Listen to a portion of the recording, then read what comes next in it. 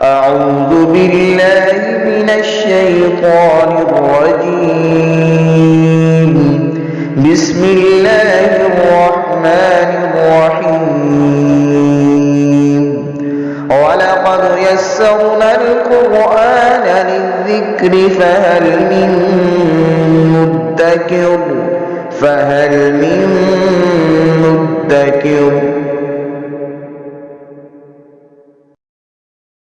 بسم اللہ الرحمن الرحیم. سورۃ مائدہ کی 3 نمبر آیا مبارکہ ہے.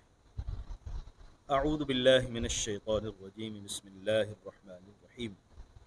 حرمت علیکم المیتۃ والدم ولحم الخنزیر وما اہل لغیر اللہ بہ والمنخنقۃ والموقوذۃ والمتردیۃ والنطیحۃ وما اکل السبع الا ما ذکیتم.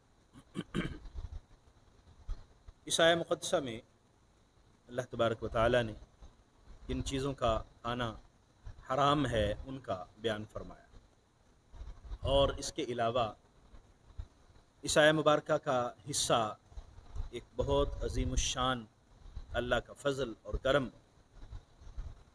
وہ یہ ہے کہ اللہ تبارک و تعالی نے دین کو اور دین کی تعلیمات کو بطور اسلام پسند فرمایا، اور نبی رحمت صلی اللہ علیہ وسلم پر اس کا اختتام فرما دیا. یعنی اس کا بھی اظہار ہے کہ حضور علیہ الصلاۃ والسلام کے بعد نہ کوئی اور دین آئے گا، نہ کوئی اور نبی آئے گا.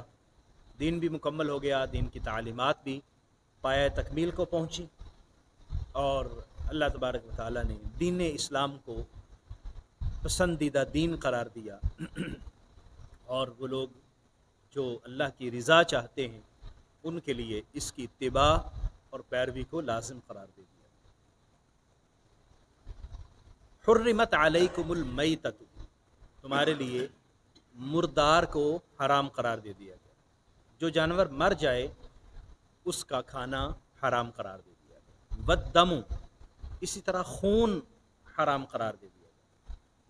ہم جانور ذبح کرتے ہیں، اس وقت خون نکلتا ہے تو اس کو اپنے خوراک میں استعمال کرنا یا اس کے علاوہ اس کو حرام قرار دیا گیا.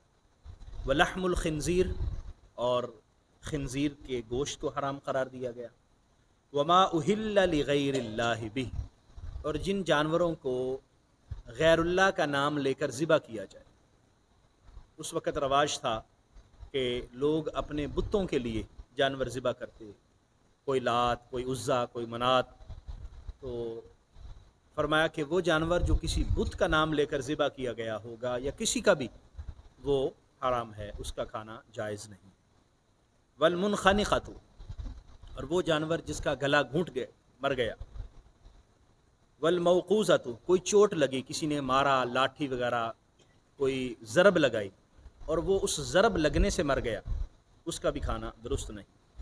والمتردیۃ، اور وہ جانور جو اوپر سے گر جاتا ہے، پہاڑی وغیرہ پر چر رہا تھا یا ویسے کسی نے دھکا دیا یا جس طرح بھی وہ اوپر سے گر کے مر گیا. والنطیحۃ، جانور آپس میں لڑے اور ایک نے دوسرے کو سینگ مارا اور وہ جانور سینگ سے مر گیا. یہ سارے جانور، ان کا کھانا حلال نہیں ہے، حرام قرار دے دیا گیا.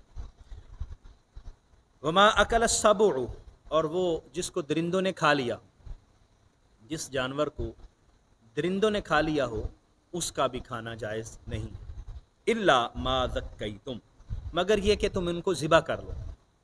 مطلب جن جانوروں کا پیچھے ذکر ہوا، والمنخنقۃ والموقوذۃ، یعنی جن کو چوٹ لگی ہو یا جو اوپر سے گرے ہوں، گلا گھٹ گیا ہو، یا کسی جانور کی آپس میں لڑائی ہو اور آدمی ان کے مرنے سے پہلے ان تک پہنچ جائے اور ان کو بسم اللہ اللہ اکبر پڑھ کے ذبح کر لے، تو پھر ان کا بھی استعمال جائز ہو جاتا. الا ما ذکیتم، مگر تم اس کو ذبح کر لو تو ان جانوروں کا بھی استعمال درست ہے، اس کا گوشت کھانا جائز ہے.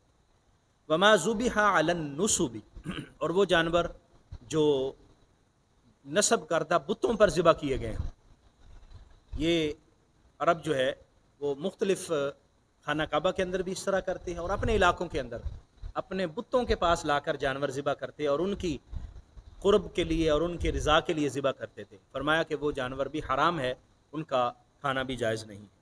وَأَن تَسْتَقْسِمُوا بِالْأَزْلَامِ، اور تم پورا کے تیر یا جوئے کے تیر نکالو، یہ بھی درست نہیں ہے۔ اچھا، ان کا طریقہ کار یہ تھا کہ وہ تیر ہوتے، ایک تیر پر لکھا ہوتا میرے رب نے مجھے یہ حکم دیا ہے، ایک پر لکھا ہوتا میرے رب نے مجھے منع کیا ہے، اور ایک تیر خالی ہوتا، اور وہ اس سے قرا نکالتے۔ اگر وہ تیر نکل آتا جس کے اوپر لکھا تھا کہ میرے رب نے مجھے حکم دیا ہے، پھر وہ کام کرتے، اور اگر ایسا ہوتا کہ میرے رب نے منع کیا ہے تو پھر نہ کرتے۔ تو اللہ تبارک و تعالیٰ نے اس سے منع فرمایا کہ یہ بھی درست نہیں ہے۔ اللہ تعالیٰ نے تمہیں عقل و شعور سے نوازا ہے، تمہیں فہم و فراست سے نوازا ہے، تو یہ طریقہ کار درست نہیں۔ ہاں، اس کے بدلے میں اللہ تبارک و تعالیٰ نے استخارہ عطا فرمایا۔ نبی رحمت صلی اللہ علیہ وآلہ وسلم نے صحابہ اکرام کو استخارے کا طریقہ بتایا، اور صحابہ فرماتے ہیں کہ حضور ہمیں استخارہ ایسے سکھاتے تھے جیسے قرآن کی آیت سکھاتے ہیں۔ تو استخارہ اور وہ ایک دعا نبی کریم صلی اللہ علیہ وسلم نے بیان بھی فرمائی۔ پھر آگے ہمارے بزرگوں کو استخارے کے مختلف طریقے، جو نبی رحمت صلی اللہ علیہ وسلم کا طریقہ استخارہ ہے وہ صحیح بخاری اور مسلم کے اندر روایت ہے، اور دیگر کتب حدیث میں بھی وہ روایت موجود ہے۔ حضور سرور کائنات صلی اللہ علیہ وسلم نے وہ دعا سکھائی رات کو سونے سے قبل۔ اس کا طریقہ یہ ہے کہ آدمی 2 رکعت نفل پڑھے اور اس کے بعد اللہ کی بارگاہ میں دعا مانگے، جس کا خلاصہ یہ ہے کہ اللہ تیری بارگاہ میں اپنا معاملہ پیش کرتا ہوں، اور اگر اس میں میرے لیے خیر ہے تو میری اس میں رہنمائی فرما اور میرے لیے آسان فرما دے۔ تو خواب میں کوئی اشارہ ہو جاتا ہے، اللہ کریم اس کو ویسے آدمی کے ذہن میں بٹھا دیتا ہے کہ یار یہ کام ٹھیک ہے، اور آدمی اس کی طرف متوجہ ہو جاتا ہے۔ اس طرح نبی کریم صلی اللہ علیہ وسلم نے استخارہ، تو استخارہ کیا ہے؟ اللہ کی بارگاہ سے خیر طلب کرنا۔ استخارے کا مطلب ہے خیر طلب کرنا، اللہ کی بارگاہ سے خیر مانگنا۔ تو گویا کہ اپنے طور پر جو ہے وہ اس طرح کی چیزیں کرنے کی بجائے اللہ سے خیر مانگی جائے، اللہ تبارک و تعالیٰ سے خیر کا تقاضا کیا جائے۔ ذالکم فسق، فرمایا یہ نافرمانی کے کام ہیں۔ یعنی ایک تو جن جانوروں کے استعمال کو حرام قرار دیا گیا، ان کا کھانا حرام قرار دیا گیا، تو ایک تو آدمی اس سے احتیاط کرے، اور دیگر جو چیزیں منع کی گئیں فرمایا کہ ان کا اللہ تبارک و تعالیٰ کے حکم عدولی کرنا یہ نافرمانی۔ الیوم یئس الذین کفروا من دینکم، آج مایوس ہو گئے وہ لوگ جنہوں نے کفر کیا تمہارے دین سے۔ فلا تخشوہم، پس تم ان سے نہ ڈرو، واخشونی، مجھ سے ڈرو۔ کفار جو ہیں وہ اہل ایمان سے کبھی بھی خوش نہیں ہو سکتے، اور حت الوسع وہ یہی کوشش کرتے رہے کہ ہم کسی طریقے سے مسلمانوں کو تباہ و برباد کر لیں، مسلمانوں کو ختم کر دیں، مسلمانوں کا جو ہے وہ یہاں سے جو ہے وہ بالکل صفایا کر دیں اور ان کا ناطقہ بند کر دیں۔ وہ کرتے رہے 23 سال کا عرصہ نبی رحمت صلی اللہ علیہ وسلم کے اعلان نبوت کے بعد 23 سال کا عرصہ گزرا، اور انہوں نے اپنی کوششیں چھوڑی نہیں کسی نہ کسی طریقے سے، لیکن اللہ تبارک و تعالیٰ نے ہمیشہ حق کو فتح عطا فرمائی۔ تو حق کو فتح ہی اللہ تبارک و تعالیٰ عطا فرماتا ہے۔ الیوم اکملت لکم دینکم، آیت کا یہ وہ ٹکڑا ہے جس کا میں ذکر کر رہا تھا۔ فرمایا کہ آج میں نے تمہارے لیے تمہارے دین کو مکمل کر دیا۔ مفسرین کرام فرماتے ہیں کہ یہ 9 ذوالحج 10 ہجری جب نبی کریم صلی اللہ علیہ وآلہ وسلم حج ادا فرما رہے تھے اور میدان عرفات میں تھے، تو میدان عرفات میں یہ آیا مقدسہ نازل ہوئی، اور اس کا یہ حصہ خاص طور پر الیوم اکملت لکم دینکم، میں نے تمہارے لیے تمہارے دین کو مکمل کر دیا ہے۔ فاتممت علیکم نعمتی، اور میں نے اپنی نعمت کو تمام کر دیا۔ وردیت لکم الاسلام دینا، اور تمہارے لیے اسلام کو بطور دین پسند کیا ہے۔ یہ وہ آیا مقدسہ ہے جس کے متعلق ایک یہودی حضرت عمر فاروق رضی اللہ تعالیٰ عنہ سے کہتا ہے کہ یہ اگر ہمیں ملی ہوتی اور یہ آیت ہم پر اتری ہوتی اور اللہ ہمیں یہ فرماتا کہ میں نے دین کو مکمل کر دیا، تو ہم اس پر خوشی مناتے اور اس کو اپنی عید کا دن بنا لیتے۔ یہ ہمارے لیے عید کا سما ہوتا۔ حضرت عمر فاروق رضی اللہ تعالی عنہ فرمانے لگے بھائی اس دن ہماری 2 عیدیں تھیں، ایک تو یوم عرفہ تھا، یوم عرفہ بھی مسلمانوں کے لیے عید ہے، اور فرمایا اس دن جمعے کا دن بھی تھا، اور جمعے کے دن بھی مسلمانوں کی عید ہے۔ تو یہ عید کے دن ہی اللہ تبارک و تعالیٰ نے ہمیں تحفہ عطا فرمایا، اور اس طرح دین مکمل ہو گیا۔ اب نہ تو کوئی اور دین آئے گا، نہ کوئی اور نبی اور رسول آئے گا، نہ ہی کوئی اور کلام اترے گا۔ اللہ تبارک و تعالیٰ نے اختتام کر دیا، اور یہ آیا مبارکہ نبی رحمت صلی اللہ علیہ وسلم کے ختم نبوت پر بہترین دلیل بھی ہے۔ اب کسی کی ضرورت ہی نہیں ہے، کیونکہ پہلے نبی اب ان کا کام مکمل نہیں تھا، اپنے اپنے دور تک، اپنے اپنے علاقوں تک، یا کچھ خاص لوگوں تک۔ نبی کریم صلی اللہ علیہ وآلہ وسلم کے تشریف لانے کے بعد کام مکمل ہو گیا۔ اب جو اللہ نے کلام عطا فرمایا اس میں بھی کوئی تبدیلی نہیں ہے۔ نبی کریم صلی اللہ علیہ وسلم کی تعلیمات بھی مکمل ہیں، حضور علیہ الصلاۃ والسلام کی تعلیمات محفوظ بھی ہیں، اور کوئی ایسی ظاہری وجہ بھی نہیں ہے کہ کسی نبی کی یا کسی کلام کی کوئی ضرورت ہو۔ تمام لوازمات پورے ہو چکے ہیں۔ سو اللہ تبارک و تعالیٰ نے ہمارے لیے دین اسلام کو پسند کیا، اور ہم اس کو بطور دین اختیار کریں۔ بطور دین اختیار کرنے کا مطلب یہ ہے کہ ہم زندگی کے تمام امور اس سے رہنمائی لے کر ترتیب دیں۔ صرف نماز، روزہ، حج، زکوٰۃ نہیں کہ ہم سمجھے کہ مسجد میں آ گئے تو قرآن کیا کہتا ہے ہم اس کے مطابق چلیں، ہم نے روزہ رکھنا ہے تو قرآن حدیث کیا کہتی ہے اس کے مطابق چلیں، حج کرنا ہے تو زکوٰۃ دینی ہے تو قرآن حدیث کیا کہتا ہے، نہیں، ہم نے کاروبار کرنا ہے تو بھی ہمیں سوچنا ہے قرآن حدیث کیا کہتا ہے، ہم نے اپنے لوگوں کے ساتھ رشتہ داری کے معاملات نبھانے ہیں تو بھی ہم نے قرآن میں سوچنا ہے کہ ہمارے تعلیمات کیا ہے، یعنی زندگی کے تمام امور۔ تو یہ دین کا مطلب یہ ہے کہ اللہ تبارک و تعالیٰ نے ہمیں تمام معاملات میں دستور حیات عطا فرمایا ہے، اور وہ دین اسلام ہے جس کی تعلیمات کی اولین کتاب یہ قرآن مجید ہے، اور اس کی تشریح کے لیے نبی رحمت صلی اللہ علیہ وسلم کے مبارک ارشادات جو حدیث نبوی کی روشنی میں صورت میں حدیث نبوی کی صورت میں ہماری رہنمائی کر رہے ہیں۔ فمن اضطر فی مخمصۃ غیر متجانف لإثم، اور جو کسی بھوک میں مجبور ہو گیا اور وہ گناہ کی طرف مائل ہونے والا نہ ہو تو پھر اس کے لیے کوئی حرج نہیں ہے۔ یعنی جن جانوروں کا منع فرمایا گیا اور ان کے کھانے کو حرام قرار دے دیا گیا، اگر کوئی شخص بھوک میں ایسا مجبور ہو گیا تو اس کے لیے کھانے کے لیے کچھ بھی نہیں ہے اس کے پاس، صرف وہی جانور ہے جن کا ذکر پیچھے ہو گیا، اور اگر نہیں کھائے گا تو وہ ہلاک ہو جائے گا، نقصان ہوگا۔ تو زندگی کو بچانے کے لیے اس کے لیے جائز ہے کہ وہ اس کو استعمال کرے۔ اس سے ہمیں ایک اور اصول بھی مل گیا، وہ اصول یہ ہے کہ شریعت کی بہت ساری چیزیں ممنوع ہیں جو اللہ تبارک و تعالیٰ نے حرام قرار دی ہیں، اور اگر انسان کو کوئی ایسی مجبوری بن جاتی ہے کہ اس کے علاوہ کوئی اور حل نہیں ہے تو پھر اس کے لیے بھی آسانی ہو جاتی ہے۔ یعنی شریعت ہمارے لیے اتنی اللہ تبارک و تعالیٰ نے لچکدار بنا دی۔ آپ نے روزہ رکھنا ہے، لیکن اگر آپ بیمار ہیں نہیں رکھ سکتے، فرمایا نہ رکھو، بعد میں رکھ لینا۔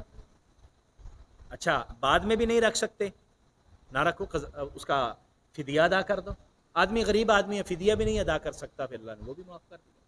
نماز ہے، کھڑے ہو کے پڑھنی ہے، رکوع سجدے کے ساتھ، رکوع بھی فرض ہے، سجدہ بھی فرض ہے، قیام بھی فرض ہے، لیکن اگر آدمی بیمار ہے، تکلیف ہے، کھڑا نہیں ہو سکتا، میں بیٹھ کے پڑھ لو، وہ بیٹھ بھی نہیں سکتا، لیٹ کے پڑھ لو، لیٹ کے آدمی اشارے کے ساتھ پڑھ لو، یعنی جس طرح بھی آسانی ہے اللہ تبارک و تعالیٰ نے دین کے جملہ امور ہے، اسی طرح زکوٰۃ ہے، اسی طرح حج ہے، حج بھی صاحب استطاعت پر فرض ہے۔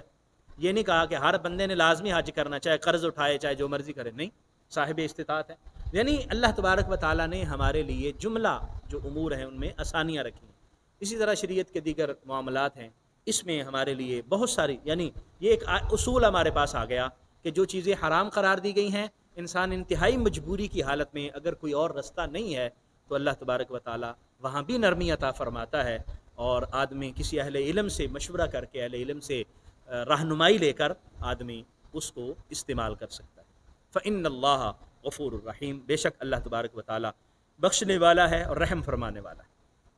وہ بڑی کریم ذات ہے، وہ کرم فرماتی ہے، فضل فرماتی ہے، گناہوں پر پردہ بھی ڈال دیتی ہے اور پھر رحم فرماتے ہوئے اس کو بخش بھی دیتی ہے۔ تو فرمایا یہ بھی اللہ تعالیٰ کی طرف سے رحم اور فضل ہی ہے کہ اللہ تبارک و تعالیٰ نے ان چیزوں کے متعلق فرما دیا کہ یہ چیزیں نہیں کھانی، لیکن پھر بھی رستہ رکھا کہ اگر کوئی ایسی صورت ہے کہ آدمی اور کسی طرف جا ہی نہیں سکتا تو پھر اس کے لیے بھی اس کے لیے آسانی ہو جاتی ہے۔ اب ہم دیکھیں، توجہ کریں، غور کریں، اللہ تبارک و تعالیٰ نے جو چیزیں ہمارے لیے حلال قرار دی ہیں وہ کتنی ہیں، اور جو چیزیں حرام قرار دی ہیں وہ کتنی ہیں۔ تو آپ محسوس کریں گے یار لاکھوں کروڑوں میں سے گنتی کی چند چیزیں ہیں جو اللہ نے حرام قرار دے دی۔ لاکھوں کروڑوں چیزیں ہم پی سکتے ہیں، شراب ایک ہے جس کو حرام قرار دیا ہے۔ اسی طرح ہم ہر چیز کھا سکتے ہیں، یہ جانور ہیں جن کو حرام قرار دے دیا، یا اور جانور چیر پھاڑ کرنے والے جن کو حرام قرار دیے، یعنی تھوڑے ہیں لیکن پھر بھی ہم بدنصیب ہوں کہ ہم پھر بھی حرام کی طرف جائیں، شراب کی طرف جائیں، یا ہم ان ممنوع جانوروں کو کھانے کی طرف جائیں، خنزیر یا دیگر جانور جو اللہ تبارک و تعالیٰ نے ممنوع قرار دیے ہیں۔ یعنی اللہ تبارک و تعالیٰ کی نعمتیں ہمارے لیے اتنی ہیں جن کا شمار ممکن نہیں، لیکن اس میں سے چند چیزیں اللہ تعالیٰ نے ہمارے لیے منع فرمائی ہیں۔ سو ہمیں ان چیزوں کا خیال رکھنا چاہیے، اللہ کا شکر ادا کرنا چاہیے۔ اللہ تعالیٰ نے ہمیں وہ پیارا حبیب عطا فرمایا جو آخری نبی بھی ہے، ختم المرسلین بھی ہیں، اور جن کو اللہ تعالیٰ نے وسیع ایسی تعلیمات عطا فرمائی ہیں جو کبھی بھی ختم ہونے والی نہیں، اور زندگی کے ہر شعبے کو وہ محیط ہے۔ اور ہمیں اللہ تبارک و تعالیٰ نے کلمہ پڑھنے کی اور کلمہ گو کے گھر میں پیدا ہونے کی سعادت عطا فرمائی ہے، یہ اس کا مالک کا فضل ہے۔ اللہ کریم ہمیں ہمیشہ اپنے فضل کی چھاؤں میں رکھے اور ہمیں اپنی اطاعت اور فرما برداری کی توفیق عطا فرمائے۔ آمین و آخر دعوایا ان الحمد للہ رب العالمین۔